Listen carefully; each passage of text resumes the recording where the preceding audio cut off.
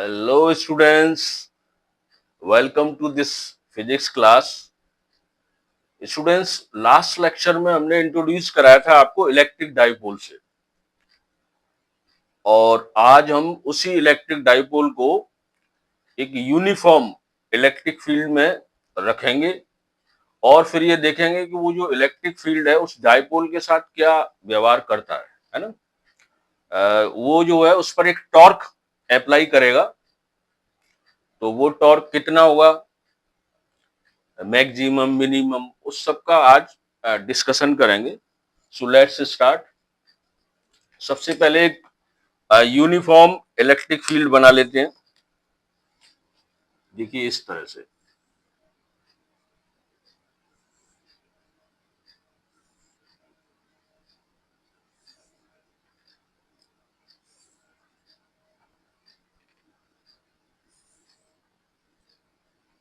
आपको मैंने बताया था यूनिफॉर्म इलेक्ट्रिक फील्ड किसे कहते हैं, जिसमें electric lines of force parallel होती है एक दूसरे के और बराबर दूरी पर होती है, उसे बोलते हैं यूनिफॉर्म इलेक्ट्रिक फील्ड। और इसमें आपने एक डाइपोल रख दिया इस तरह से, है ना।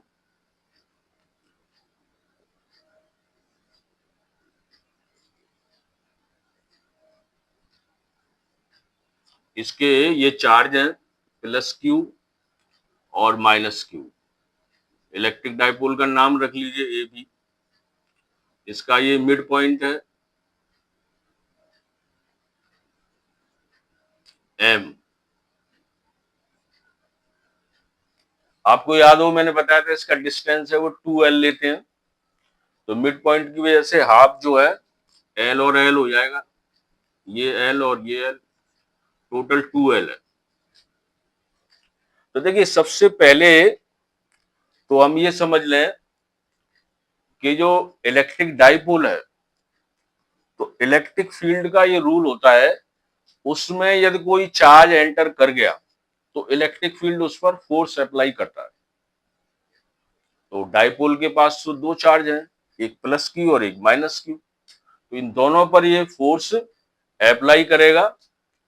प्लस वाले पर अपनी साइड में ही करेगा, जिधर इसका डायरेक्शन है, जैसे ई इधर है तो प्लस का जो फोर्स होगा प्लस चार्ज पर, मान लीजिए F1 है, तो ये इलेक्ट्रिक फील्ड की तरफ, ये याद कर लीजिए कि जो पॉजिटिव चार्ज है उस पर फोर्स अप्लाई होता है, उसका डायरेक्शन इलेक्ट्रिक फील्ड की तरफ ही होता है, और माइनस पर इसका उल्टा होता है, अपोजिट होता है इस तरीके से। ये आपने मान लीजिए F2 मान लिया, और इसकी जो वैल्यू होती है वो QE, इसकी जो वैल्यू है वो QE। ये वही फॉर्मूला है शुरुआत वाला, इलेक्ट्रिक फील्ड इंटेंसिटी का आप निकालते थे ना, F/Q, तो यहां से आ जाता था F = QE। ये पुराना फॉर्मूला है बेसिक।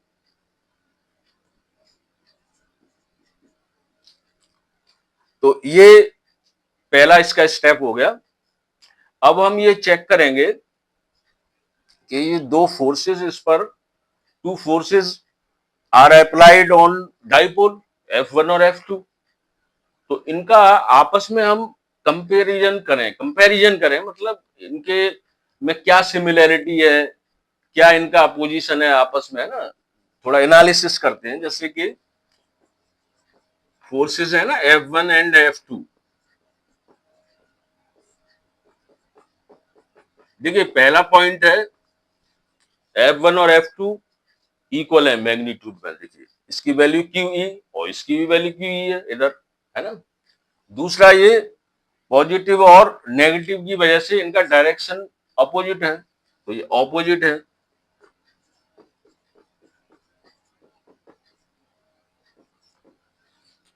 और तीसरी प्रॉपर्टी इनकी ये है कि इनका जो लाइन ऑफ एक्शन है, देखिए इसका ये और इसका ये लाइन ऑफ एक्शन सेम नहीं है, अलग अलग है ना। जैसे मान लीजिए ये इस तरह से होता तो लाइन ऑफ एक्शन सेम कहलाता, लेकिन यहाँ पर ये डिफरेंट है, तो लाइन ऑफ एक्शन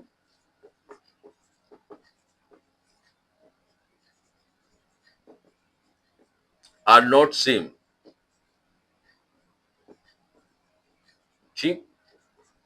और अब जैसे ये तीन प्रॉपर्टी हो गई, कंपैरिजन करने पर एनालिसिस किया तो तीन बातें निकल के आई, 3 पॉइंट। तो इन 3 पॉइंट जिन फोर्सेज में, अभी देखिए दो फोर्सेज हैं और ये इनके पॉइंट्स हैं, आपस में इनका ये रिलेशन है, तो इन फोर्सेस को हम बोलेंगे कपल। इनका नाम क्या रख लेंगे? कपल, यानी जोड़ा। ये कपल हो गया।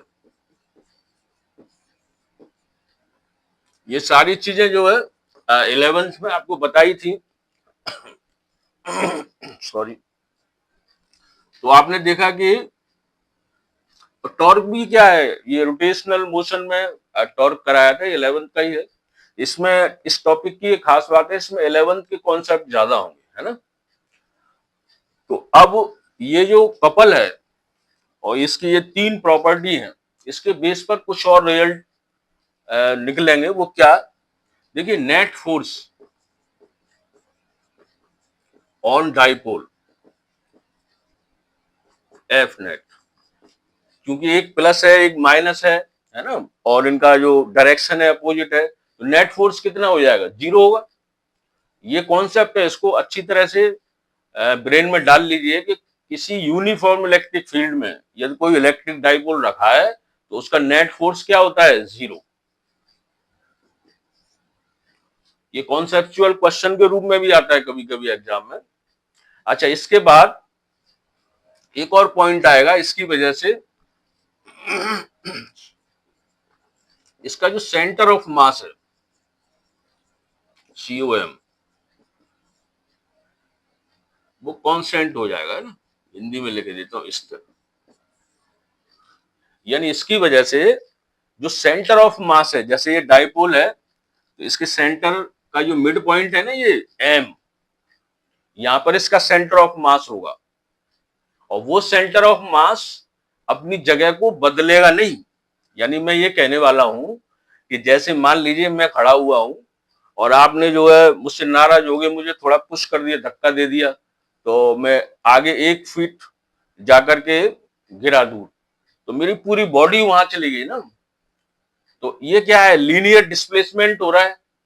तो आपको याद होगा 11th में हमने बताया था कि इसको ट्रांसलेशन मोशन का रूप कहते हैं ना। जैसे मैं यहाँ पर हूँ A पर, आपने मुझे धक्का दिया, मैं B पर पहुंच गया, तो ये ट्रांसलेशन मोशन कहलाता है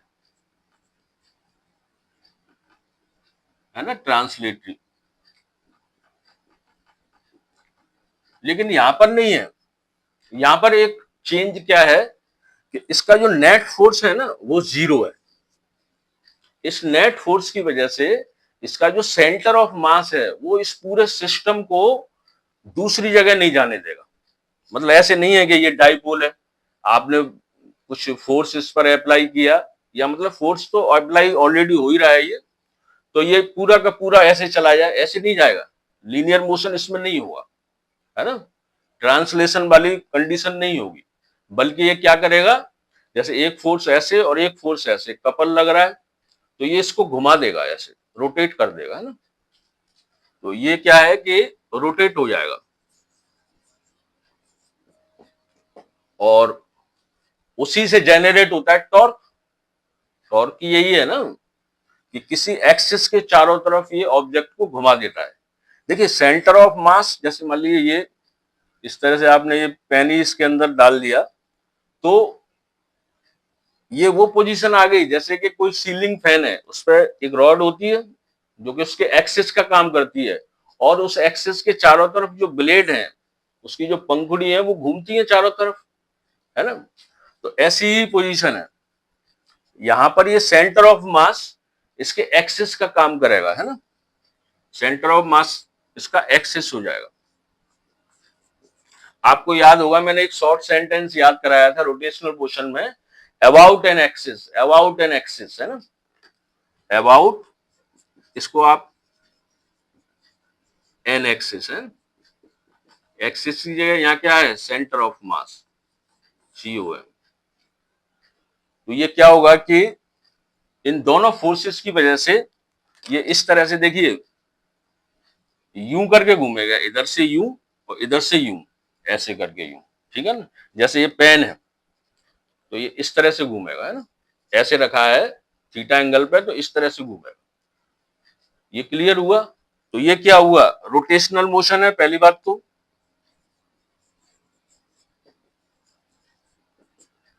और यहां पर टॉर्क काम करेगा, है ना।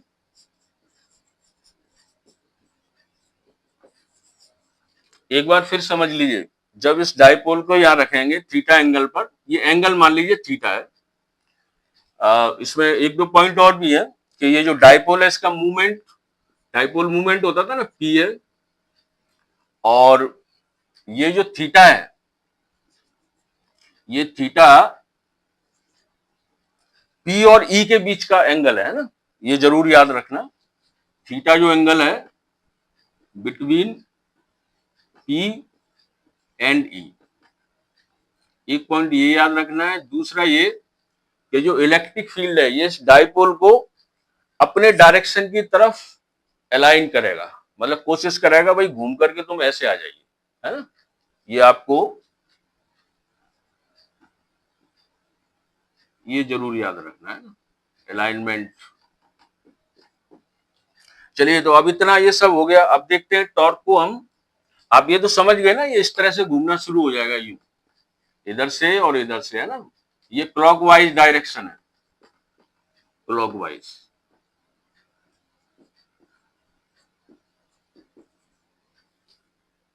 ये क्लियर हो गया। ये इस तरह से यूं घूमेगा, है ना, ऐसे करके, ऐसे रखा हुआ है थीटा पर, तो इस तरह से इलेक्ट्रिक फील्ड के डायरेक्शन में आने की, ये इलेक्ट्रिक फील्ड इसको इस तरह से घुमाएगा। और जो टॉर्क जनरेट होगा उसकी वैल्यू निकाल लेते हैं भाई। टॉर्क को किससे डिनोट करते हैं, आपको याद होगा, टॉ, टॉ से करते थे, या फिर करते थे सी, किसी किसी रेफरेंस बुक में सी भी दिया हुआ है, टॉर्क। टाउ से करते थे, इसका फॉर्मूला होता था फोर्स इनटू परपेंडिकुलर डिस्टेंस, है ना।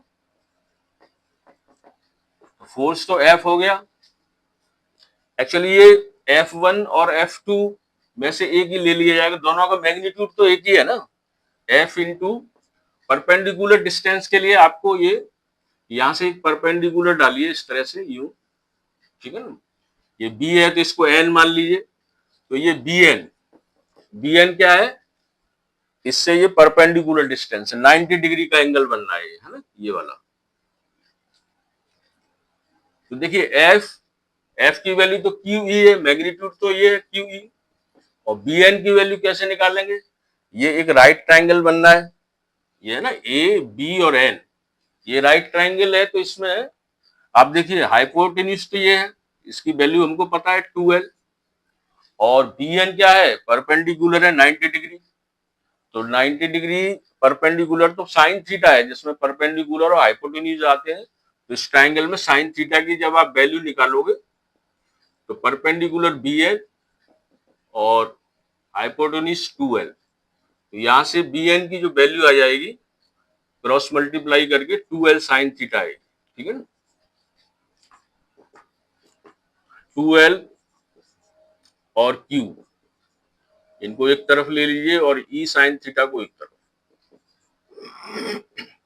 देखिए ये डाइपोल मूवमेंट का फॉर्मूला आ गया। p का फॉर्मूला क्या था, एक चार्ज और उन चार्जेस के बीच का डिस्टेंस 2l, इसकी जगह आप p लिख दीजिए, p e साइन थीटा, ये फॉर्मूला हो गया टॉर्क का। तो ये कॉन्सेप्ट तो आपकी समझ में आ ही गया कि डाइपोल इस तरह थीटा एंगल पर रखा है, मान लीजिए 30 डिग्री पर रखा है, तो ये इलेक्ट्रिक फील्ड क्या करेगा, इसको अपने डायरेक्शन, ये इसका इसका डायरेक्शन ये है ना, तो ये चाहेगा कि आप इधर ही आ जाइए, ये बार बार ऐसा ही करेगा, इसके साथ व्यवहार, है ना। ये मेन कॉन्सेप्ट है। अच्छा, ये जो रिजल्ट आया ना, ये स्केलर है, ये मैग्नीट्यूड है। अभी चूंकि देखिए P क्या है, वेक्टर क्वांटिटी है, E भी वेक्टर क्वांटिटी है, तो इसकी वेक्टर फॉर्म भी आपको निकालनी पड़ेगी।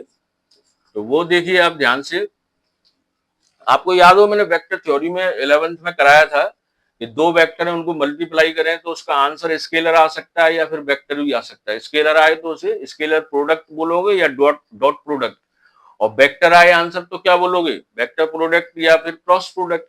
तो ये क्रॉस प्रोडक्ट है, जिसमें आपको याद हो जैसे लिखते थे ना ए क्रॉस बी, तो उसका फॉर्मूला होता था ए बी साइन थीटा। तो देखिए ये वही फॉर्म आ गई है ना, यानी इसको आप P क्रॉस E लिख सकते हो, इसको आप P क्रॉस E, ये वेक्टर फॉर्म हो गया इसका।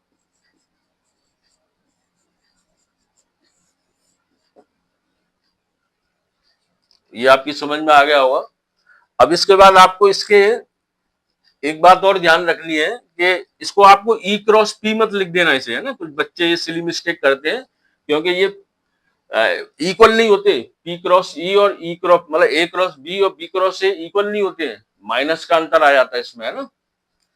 तो अब इसके साइन के लिए देखिए एक तो रूल है, राइट हैंड स्क्रू रूल है, उससे आप इसका डायरेक्शन निकाल सकते हैं ना। डायरेक्शन किससे निकाल सकते हैं, राइट हैंड स्क्रू रूल से।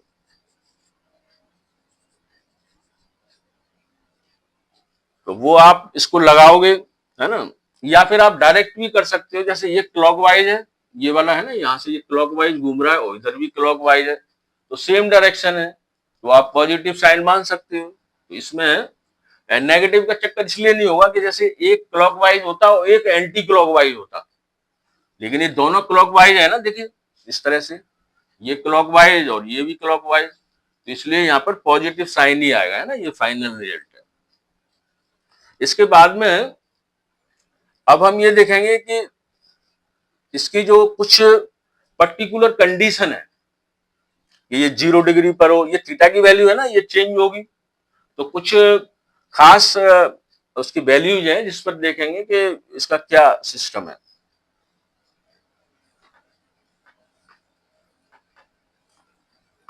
देखिए मान लीजिए ये थीटा, ये केस फर्स्ट ले रहे हैं, मान लीजिए थीटा जो है 0 डिग्री है, और केस सेकंड लीजिए थीटा 180 डिग्री है, और केस थर्ड लीजिए थीटा 90 डिग्री है। तो 0 डिग्री का मतलब ये इस तरह से है, और 180 का मतलब इस तरह से है, और 90 का मतलब इस तरह से है। 0 डिग्री, 0 डिग्री किससे, ये पी का वो है ना एंगल, थीटा क्या है, एंगल बिटवीन, ये याद रखिए थीटा जो है यहां पर angle between P dipole movement और इलेक्ट्रिक फील्ड, इनके बीच का एंगल है। तो देखिए 0 डिग्री हो, मान लीजिए 0 डिग्री पर है, तो वैल्यू निकालिए, tau is equal to P E sine 0 हो जाएगा, और साइन 0 की वैल्यू होती है 0, तो आंसर आ जाएगा 0। तो टॉर्क कितना आया, 0। यहां पर ये खास बात है कि एफ नेट होता है ना, वो तो हमेशा ही 0 होता है इसमें। तो देखिए ये कंसेप्चुअल क्वेश्चन बनता है कि बताइए भाई वो कंडीशन कौन सी है जिसमें कि टॉर्क भी 0 होता है और एफ नेट भी 0 होता है। तो आप बता देंगे थीटा जब 0 होता है इसके पैरेलल, तो ये कंडीशन आती है जिसमें दोनों 0 होते हैं। अच्छा इसको देखिए, इस पर टॉ निकालोगे तो पीई साइन 180 आएगा, और 180 की भी वैल्यू 0 होती है, तो यहां पर भी ये क्या आ गया, 0 आ गया। अब ये है कि दोनों वैल्यू 0 आ रही है, तो दोनों में कुछ एनालिसिस करते हैं जिससे थोड़ा अंतर आए। देखिए 0 डिग्री पर क्या होगा कि ये इसके डायरेक्शन में आ गया। भाई इलेक्ट्रिक फील्ड क्या चाहता था कि भाई हमारे डायरेक्शन में, जिसे अलाइनमेंट मैंने कहा, ये इसको अलाइन करेगा इस तरीके से, इधर आइए भाई मेरे डायरेक्शन में आइए, मेरी हाँ में हाँ मिलाइए, है ना।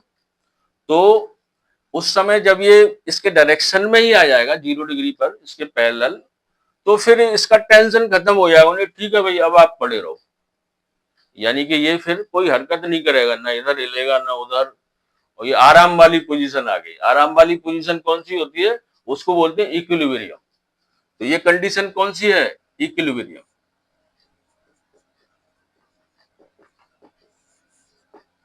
लेकिन आप बोलोगे सर इस पर भी आंसर 0 आ रहा है, तो ये भी इक्विलिब्रियम है। यस, ये भी इक्विलिब्रियम है, 180 वाला है ना।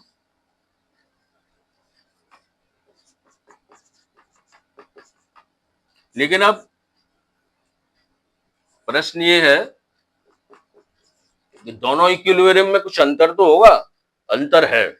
अंतर ये है कि ये इसके डायरेक्शन में आ गया था 0 डिग्री पर, तो ये दोनों का डायरेक्शन एक हो गया ना, दोनों का फ्रेंडशिप हो गई, मेल हो गया, तो ये क्या है, स्टेबिलिटी आ गई, टेंशन खत्म, है ना, एक स्थिरता आ गई, तो इसको बोलेंगे स्टेबल।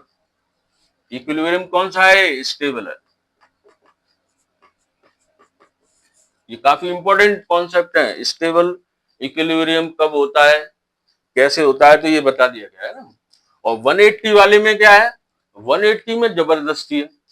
ये कह रहा था कि भाई हमारे उस पर आइए, लेकिन इसने क्या किया कि चालाकी की कि ठीक है भैया 0 तो हम कर लेंगे टॉर्क, है ना, लेकिन चालाकी ये की कि आंसर तो 0 आ गया, लेकिन ये जो है एंगल इसने 180 कर दिया, इसके जस्ट अपोजिट। तो यहाँ पर तो टेंशन रहेगा, दोनों में झगड़ा होता रहेगा, तो ये अनस्टेबिलिटी रहेगी, है ना, ये अनस्टेबल है।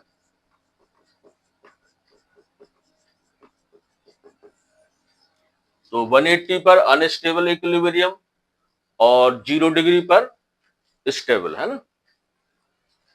अच्छा, थर्ड कंडीशन पर आइए। 90 डिग्री पर तो होगा पीई साइन 90। साइन 90 की वैल्यू होती है 1। ये 1 जो वैल्यू है ना साइन में, ये मैक्सिमम वैल्यू होती है, इसलिए ये पूरी वैल्यू हो जाएगी पीई। ये तो 1 है, तो ये टाउ उस समय मैक्सिमम होगा। जो टॉर्क है वो मैक्सिमम कब होता है, 90 डिग्री पर। मतलब ये इस तरह से रखा हो, यू, ये इस तरह से और ये इस तरह से, तो 90 डिग्री हो गया ना, देखिए इस तरह से यू, इसका मतलब है टॉर्क इस तरह से रखा हुआ यू, ये ई है, ये 90 डिग्री का एंगल है। तो ये 3 कंडीशन हो गई, है ना, मैक्सिमम कब होगा, स्टेबल कब होगा, अनस्टेबल कब होगा। और इस पर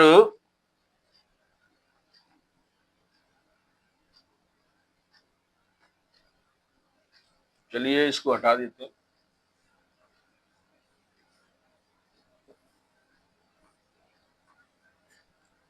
अब कुछ न्यूमेरिकल्स ले लेते हैं, जो कि नीट में, जेडब्ल्यू में या पीवाईक्यू जो भी है उनके उसमें आए हुए हैं।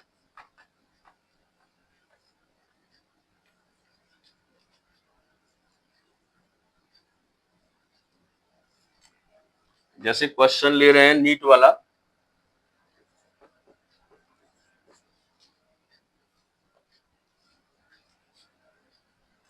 N electric dipole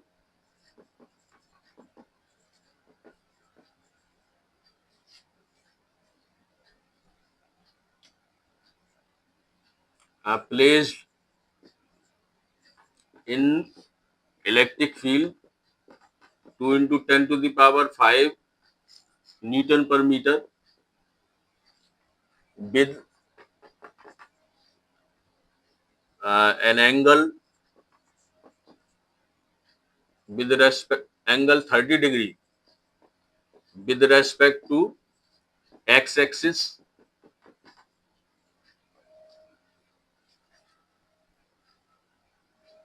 and the torque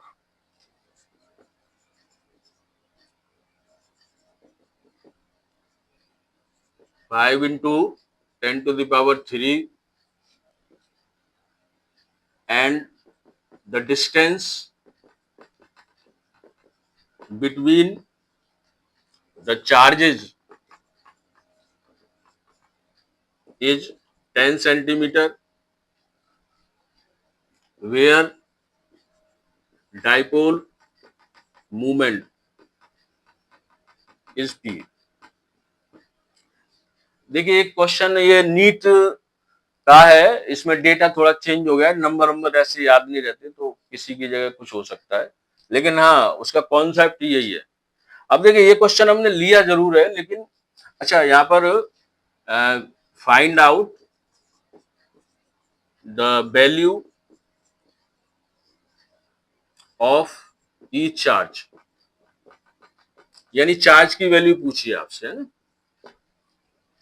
इस क्वेश्चन में ये कहा है डाइपोल है और यूनिफॉर्म इलेक्ट्रिक फील्ड में रखा हुआ है, यहाँ यूनिफॉर्म लिख लेना, ये यूनिफॉर्म है ना, और ये वैल्यूज दी हुई है और आपसे पूछा भाई चार्ज की वैल्यू बताइए।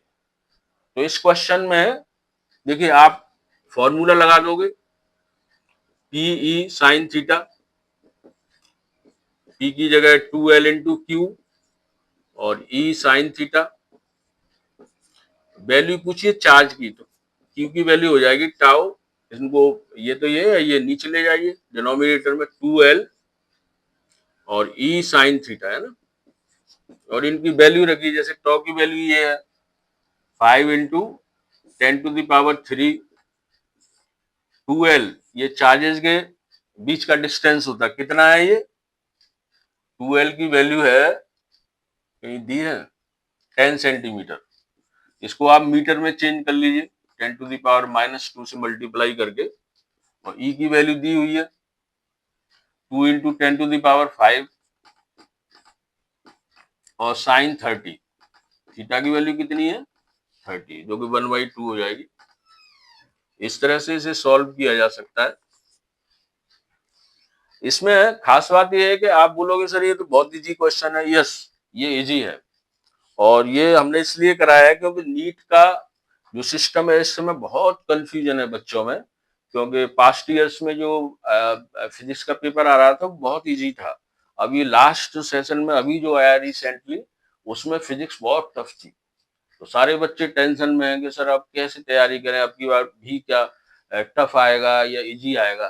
तो सारे टीचर जैसा बता रहे हैं वो मैं भी आपको एडवाइस करता हूँ, सजेस्ट करता हूँ कि आप पूरी तैयारी करिए, टफ पेपर की भी करिए, इजी की भी करिए, मॉडरेट की भी करिए। तो जो टेस्ट पेपर्स हैं जैसे हम भी दे रहे हैं तो तीनों तरह से करा रहे हैं ना। तो मैंने बताया ये पास्ट ईयर का क्वेश्चन है जो कितना इजी था, मेरे विचार से अब ये इस तरह की तैयारी जरूर कीजिए, लेकिन तैयार रहिए थोड़े से टफ क्वेश्चंस के लिए, है ना। इस तरह के क्वेश्चंस में कुछ था ही नहीं, डायरेक्ट फॉर्मूला है, थोड़ा ट्विस्ट कर दिया है, तो पूछते थे इन्होंने क्यों पूछ लिया। ठीक, चलिए अब आगे लेते हैं। जैसे एक क्वेश्चन JEE में आया हुआ है,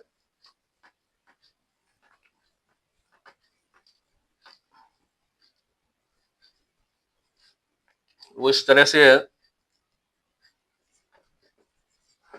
two small identical dipoles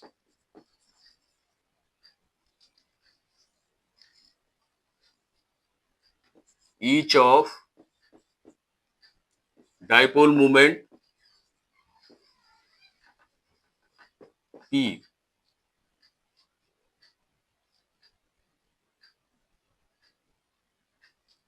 perpendicular to each other, perpendicular to each other,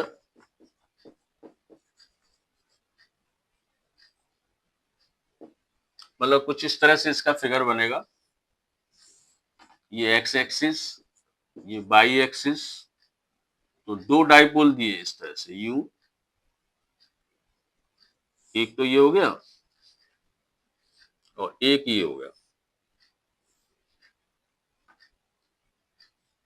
इसमें ये माइनस क्यू और प्लस क्यू,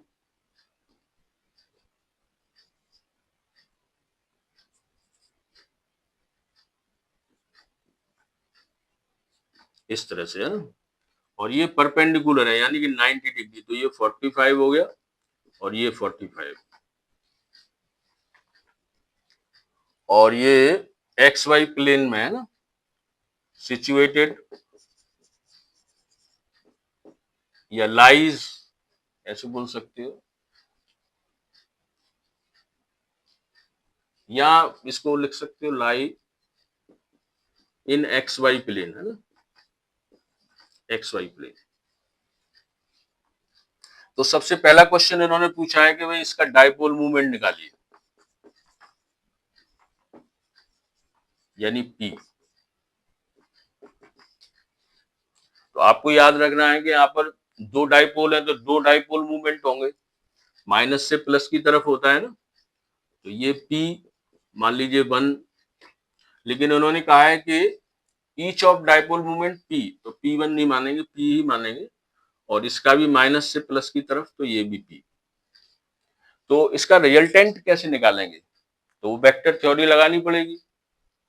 एक वेक्टर इस तरीके से तिरछा, तो मैंने आपको बताया था जब वेक्टर तिरछा हो यानी 0 और 90 से थोड़ा हट करके हो, तो आप उसका रिजोल्यूशन कर सकते हैं, मतलब उसके दो टुकड़े कर सकते हैं। जैसे ये वेक्टर है तो दो टुकड़े हो जाएंगे, एक हॉरिजॉन्टल जिसके साथ एंगल है, और दूसरा वर्टिकल।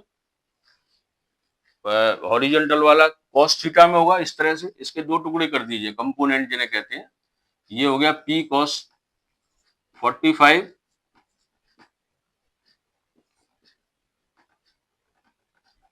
और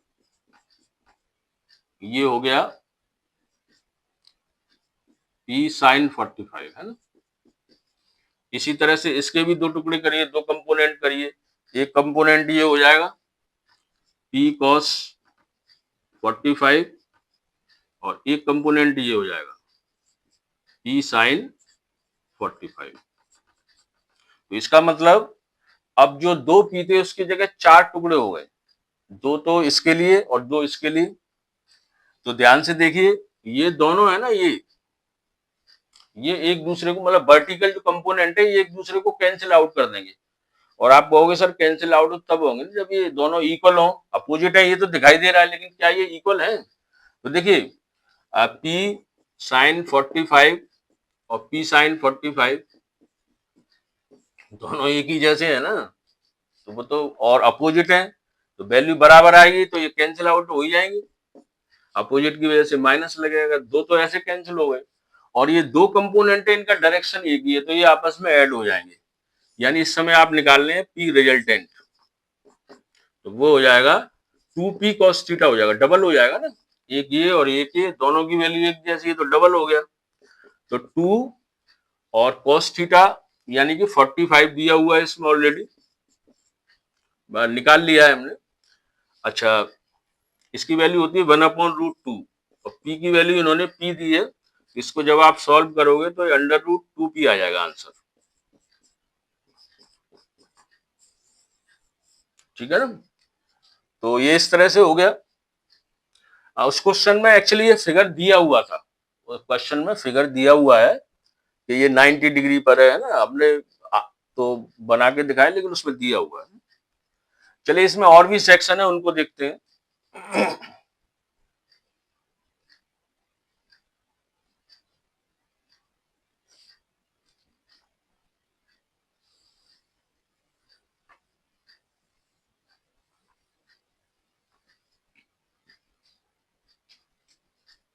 अब इसमें टॉर्क पूछा है ना, सेकंड वाले सेक्शन में उन्होंने कहा भाई टॉर्क बताइए। ये क्या आया था answer? P P R cos theta है ना, डबल आया था, यानी 2P cos थीटा आया था ना, cos 45। तो ये 1/√2 मतलब आंसर आया था √2P। ये पी आर की वैल्यू, इसको याद रखना पड़ेगा क्योंकि यहां पर इसकी जरूरत पड़ेगी। टॉर्क तो क्या रहेगा? पीई साइन थीटा होता है, थीटा की वैल्यू 45 है ना। अच्छा, आपको ये याद रखना है कि इसमें नहीं, इन्होंने इसमें ये दिया है कि यदि ये जो सिस्टम है ये एक्स एक्सिस के अलग हो जाए, subject matter subject subjected to the X axis के अलॉन्ग, है ना। इसमें एलोंग एक्स एक्सिस, ये याद रखना है ना। इनका कहने का मतलब ये है कि जो सिस्टम है इसका जो एक्स एक्सिस के अलॉन्ग यदि हो, बल्कि उन्होंने कहा है ई, मतलब ऐसे सेंटेंस दिया, subject TET to E along x axis. मतलब कहने का ये है कि ये जो सिस्टम है, यदि इलेक्ट्रिक फील्ड में ये है और इलेक्ट्रिक फील्ड एक्स एक्सिस के अलोंग है, ठीक है ना, मतलब इस तरह से है कि तब आप टॉर्क निकालिए। तो टॉर्क जो आएगा वो रिजल्टेंट डाइपोल मूवमेंट आएगा, पी साइन थीटा होता है ना इसका। तो इसमें आपको ये याद रखना है कि जो थीटा है वो 45 नहीं होगा। थीटा क्या होता है? एंगल बिटवीन पी एंड ई। तो पी जो आ रहा है ना हमारा रिजल्टेंट, ये है, ये पी आर का डायरेक्शन है, ये पी आर का, और ई को भी इन्होंने ऐसे दे दिया है। तो दोनों के बीच में एंगल कितना हुआ? 0 डिग्री। तो यहां पर आपको लिखना पड़ेगा 0 डिग्री, है ना। तो ये पी आर की वैल्यू रखिए आप यहाँ पर √2p, और साइन 0 की वैल्यू तो 0 ही होती है, तो टोटल 0 ही हो जाएगा टॉर्क, है ना। ये आपका टॉर्क आया वो 0 हुआ। और 0 को क्या बोलते हैं? स्टेबल, स्टेबिलिटी आ गई ना ये 0 पर, स्टेबल इक्विलिब्रियम। ये सी सेक्शन में पूछा उन्होंने, व्हाट टाइप ऑफ इक्विलिब्रियम, तो आप बता दोगे स्टेबल है, ठीक। एक सेक्शन इसमें और है, फोर्थ।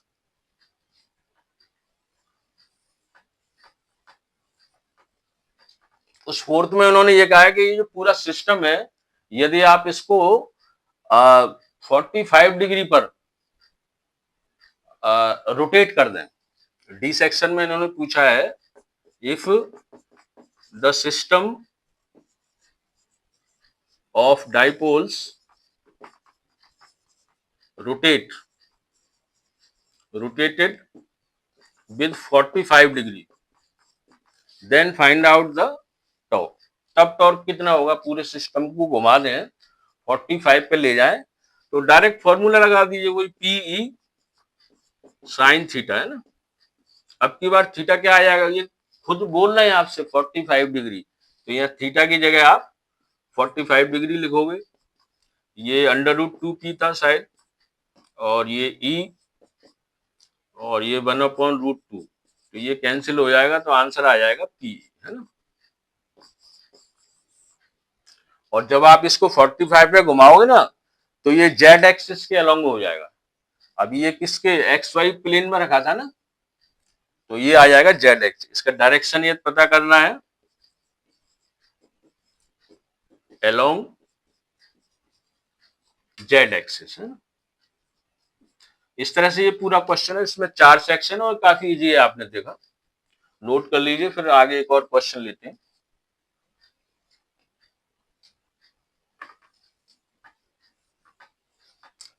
देखिए ये जो क्वेश्चन है, ये जो हम आगे कराने वाले हैं, ये JEE में 2017 में शायद आया है, और अच्छा क्वेश्चन है, कॉन्सेप्चुअल है।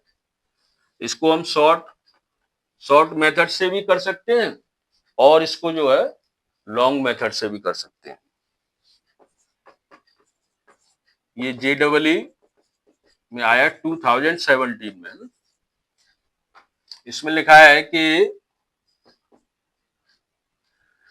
एन इलेक्ट्रिक डाइपोल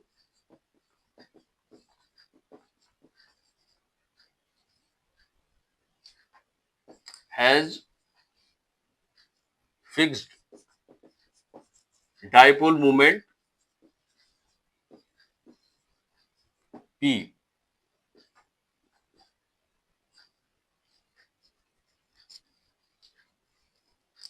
मतलब placed in uniform electric field, है ना, with angle theta, with angle theta, ये एक्स एक्सिस के साथ है ना, मेक्स एन एंगल, ऐसे लिख लो, makes an angle theta with respect to x axis. यानी कुछ कुछ ऐसे मान के चलिए यूं, है ना, थीटा एंगल है, डाइपोल मोमेंट हो गया इसका। अब ये कह रहे हैं कि यदि इसको इलेक्ट्रिक फील्ड में एक बार रखा जाए और फिर दूसरी बार रखा जाए, दोनों बार टॉर्क तो लगेगा। जैसे पहली बार ये बोल रहे हैं कि E1 और इसकी वैल्यू इन्होंने बताई है EI, ठीक है ना। ऐसे लिख दीजिए, when subjected to the matter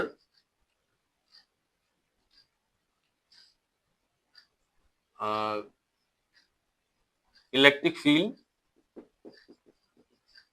E1 है ना, तब ये टॉर्क जो लगेगा, इट एक्सपीरियंसेस टॉर्क, इसको टाउ 1 मान लीजिए। तो इन्होंने इसकी वैल्यू दी हुई है के, शायद पी दिया है यहाँ पर। अच्छा, फिर उन्होंने कहा है दूसरी बार में ये इलेक्ट्रिक फील्ड में मान लीजिए, फिर अब ये वाला तो यहाँ पर आप थोड़ा अलर्ट हो जाइए, आई दिया है ना, आई का मतलब इस तरह से है इलेक्ट्रिक फील्ड, है ना, आई के लिए। फिर ये कह रहे हैं आफ्टर दैट, अब सेकंड वाला दे दिया इन्होंने इलेक्ट्रिक फील्ड E2, और इसकी वैल्यू दे दी इन्होंने √3 E कैप। जे कैप का मतलब इलेक्ट्रिक फील्ड इस तरीके से है ना, बाई एक्सिस के along. Then it experiences torque T2 is equal to -T1, ऐसे दिया है ना।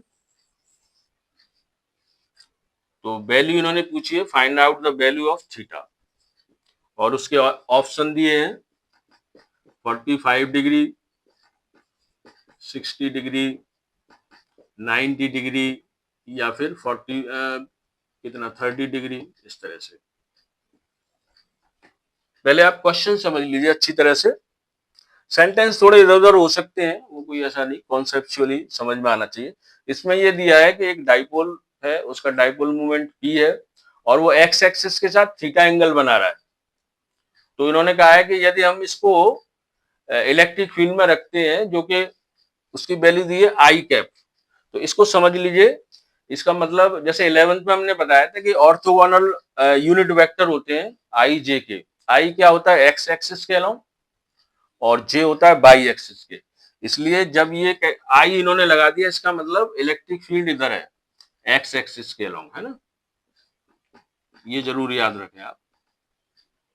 और जे आपने लगाया, तो जे का मतलब क्या, आपको अलर्ट हो जाना है, ये बाई एक्सिस के अलोंग है ना, जे। और फिर उन्होंने पूछा है कि थीटा की वैल्यू क्या होगी। तो एक तो इसका शॉर्ट मेथड है, जैसे ये थीटा है मान लीजिए, देखिए ई ऐसे है और ऐसे है, तो 90 डिग्री का रिलेशन हो गया। यदि ये थीटा है तो फिर ये कितना हो जाएगा, 90 माइनस थीटा। इसको नोट कर लीजिए, क्योंकि इसको मैं रब करूंगा और फिर इसको सॉल्व करूंगा, है ना। तो देखिए, एक बार तो E1 के लिए निकालिए टॉर्क T, टाउ 1 लिख लीजिए इसको, और इसकी वैल्यू PE साइन थीटा है ना। इसका मैग्नीट्यूड ही लिख रहे हैं क्योंकि शॉर्ट मेथड है। तो देखिए इसमें देखो P तो फिक्स था, इसलिए P की वैल्यू तो उन्होंने पहले ही लिख दी है, फिक्स्ड डाइपोल मोमेंट है। अब ये E1 है पहले के लिए, और दूसरे के लिए PE2 साइन, अब ये 90 माइनस थीटा आएगा दूसरे के लिए, है ना, इसके लिए। तो जब आप इसको सॉल्व करोगे, E2 की वैल्यू दी हुई है इसमें √3 E डायरेक्शन नहीं लिख रहे, मैग्नीट्यूड निकालना है। और ये साइन 90 माइनस क्या हो जाएगा, कॉस हो जाएगा। इसे फर्स्ट इक्वेशन मानिए और इसे सेकंड, है ना। और यहाँ पर ये E1 की वैल्यू रख दीजिए। E1 की वैल्यू ये दी है E। आई को नहीं लिखना है, डायरेक्शन नहीं लिखना, मैग्नीट्यूड निकालना है, ये साइन थीटा है ना। ये फर्स्ट इक्वेशन है।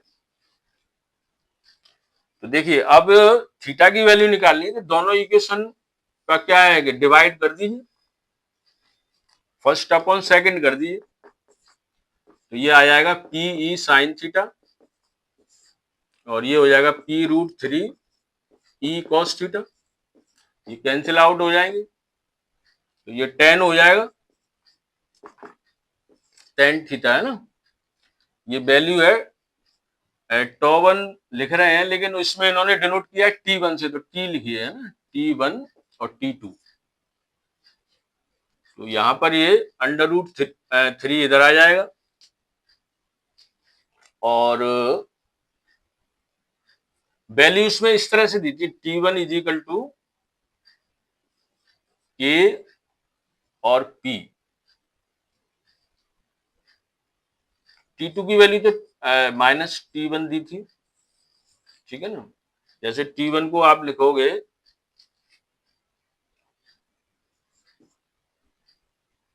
कि डायरेक्शन तो लिखना ही नहीं है, मतलब माइनस में ये वैल्यू दी है उन्होंने टॉर्क की वैल्यू, और K को तो लिखना नहीं है। और ये मतलब ऐसे मानिए T1, तो ये आप इसको T1 भी लिख सकते हो डायरेक्ट, है ना। और इसकी वैल्यू उन्होंने माइनस में दी है और ये जो है खुद माइनस है, तो ऐसे करके ये दोनों कैंसिल आउट हो जाएंगे, है ना। अच्छा यहां पर देखिए थीटा, टेन थीटा में कितना 60 डिग्री आ जाएगा। तो इस तरह से ये शॉर्ट मेथड है इसका, है ना। अब ये मान लीजिए इसी क्वेश्चन को आप लॉन्ग मेथड से करना चाहो तो लॉन्ग से भी कर सकते हो। उसमें फिर आपको क्या है ना, ये पी की पूरी वैल्यू रखनी पड़ेगी, मतलब आई जे के की फॉर्म में। पी की वैल्यू होगी ये पी कॉस थीटा आई और पी साइन थीटा जे, ठीक है ना। इस तरह से इस वैल्यू को आप दोनों इक्वेशन में रखोगे तो यही वाला रिजल्ट आएगा। आप इसको नोट कर लीजिए, फिर मैं इसको थोड़ा और समझा देता हूं करके।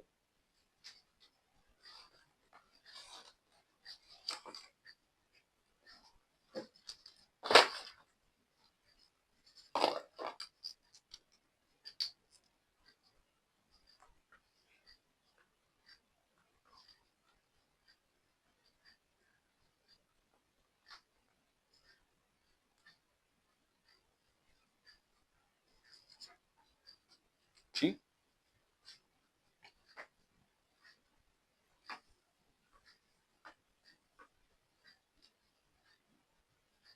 इसको जब हम रखेंगे ना तो उस वैल्यू में, अच्छा यहाँ पर ये वैल्यू थोड़ी चेंज कर लेना, उस क्वेश्चन को देख लेना दोबारा, है ना। मतलब वो कैंसिल आउट होकर के तो इसी तरह आएगा, और शायद उसकी वैल्यू दी थी टाउ के करके दी थी कुछ T1 की, कुछ इस तरह से, है ना। तो वो आप देख लेना, ये कोई ऐसा इश्यू नहीं। अच्छा अब मैं बोल रहा था कि मान लीजिए लॉन्ग मेथड से निकालना है तो क्या करें, तो आपको ये आई जे के की फॉर्म में पूरा ये लिखना पड़ेगा, है ना। जैसे कि पहला था आपका T1 क्या था, पीई साइन थीटा, पी की वैल्यू तो ये रखनी पड़ेगी आपको, पी कॉस थीटा आई और पी साइन थीटा जे, इस तरह से ना। और ई की वैल्यू इन्होंने ई आई दी हुई है और साइन थीटा लिखा हुआ है। तो T1 को आपको सॉल्व करना पड़ेगा, ये क्रॉस प्रोडक्ट आप निकालोगे ना, तो जैसे आई आई है ये 0 हो जाएगा, इससे करोगे आई जे, साइक्लिक ऑर्डर में होता था ना, आई आई क्रॉस जे, तो के आ जाएगा, है ना। इस तरीके से जो आंसर आएगा वो फर्स्ट इक्वेशन आया था वही लौट करके आएगा, ये आप ध्यान रखें।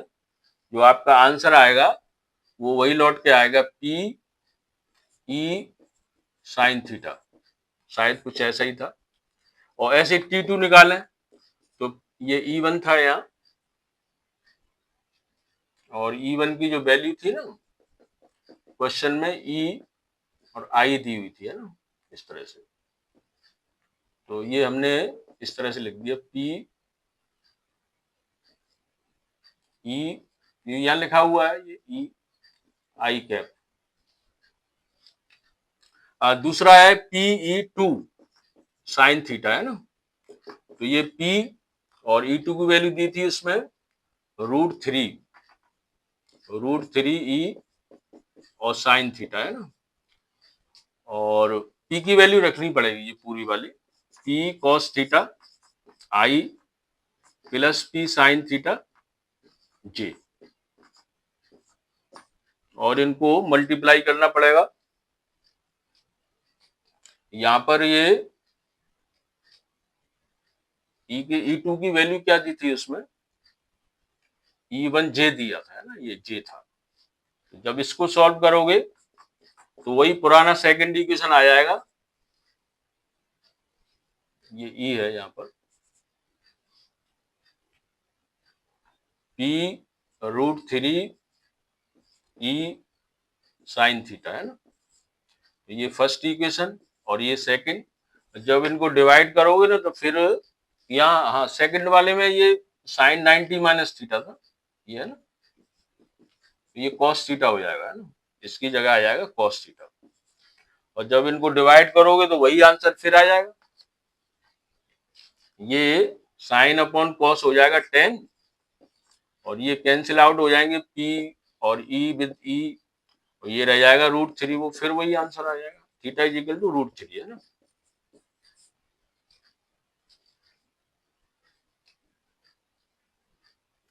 इसमें क्वेश्चन में आप एक डेटा थोड़ा सा करेक्ट कर लेना, जो T1 की वैल्यू दी थी ना, टॉ और K है, ये कर लेना उसमें, T1 is equal to tau K, है ना, इस तरह से।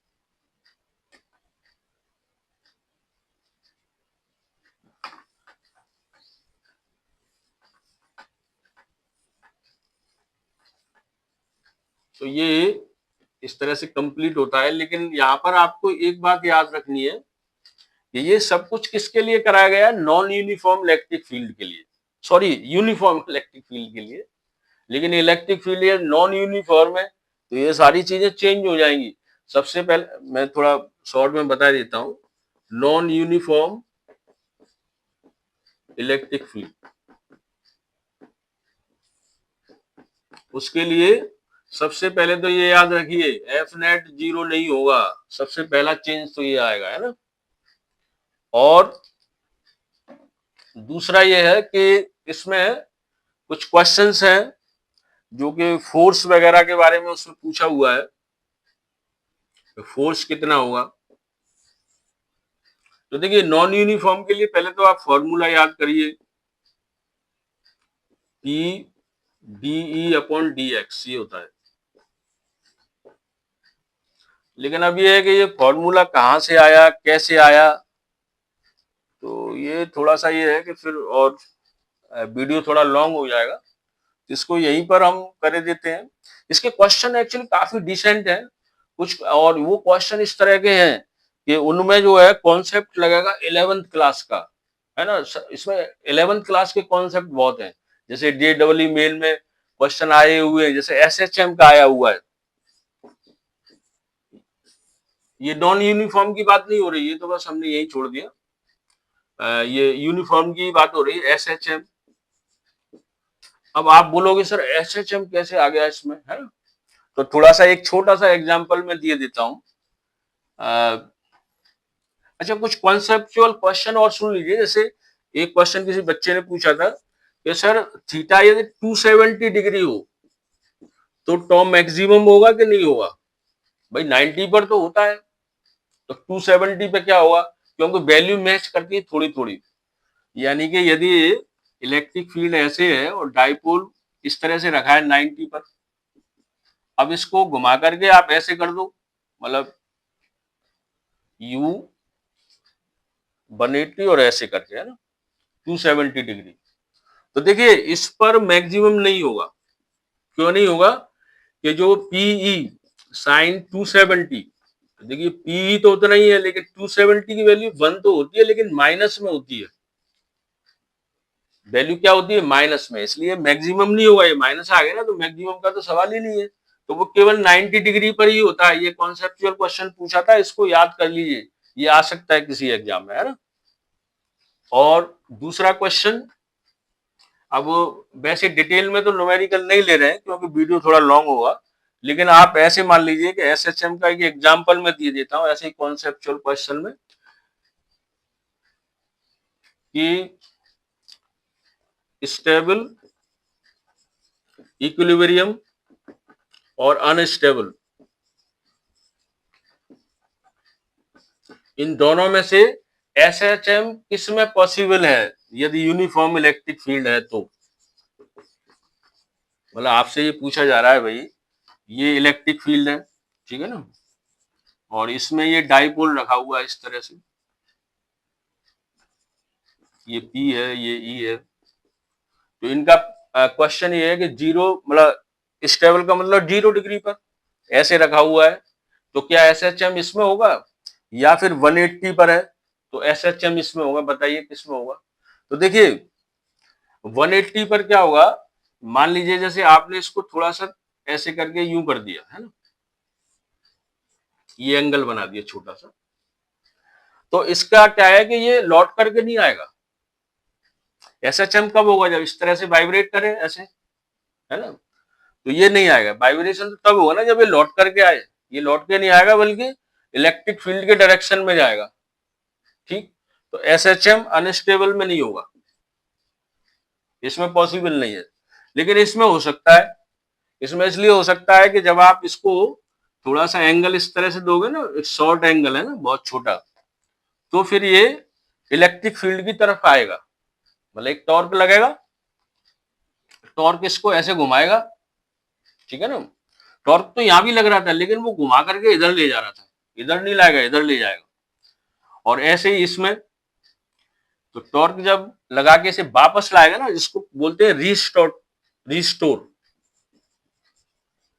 टॉर्क, तो उसकी वजह से ये हल्का सा वाइब्रेशन स्टार्ट हो जाएगा।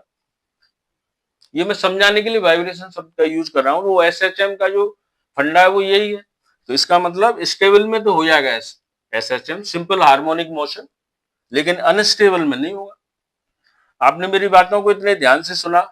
इसके न्यूमेरिकल बहुत बेहतरीन है। डिसेंटेंस में 11th के कई कॉन्सेप्ट लगते हैं, लेकिन न्यूमेरिकल्स का, जैसा कि आपको बताया कि ये सारे वीडियो थ्योरी प्लस न्यूमेरिकल के तो अलग है, और कुछ मतलब इसके अलावा हर टॉपिक पर हमने न्यूमेरिकल के अलग से वीडियो बनाए हैं, जो कि नीट, जेईई वगैरह के एस्पिरेंट्स के लिए हैं। उनको जरूर देखिए, उसमें हर वैरायटी का क्वेश्चन मिलेगा और कॉम्प्लिकेटेड क्वेश्चन मिलेंगे। नीट वाले उसको स्पेशली देखें, उसके बाद में शायद ही कोई क्वेश्चन हो जो आप ना कर पाए। So thank you for watching me. ओम जय गुरु।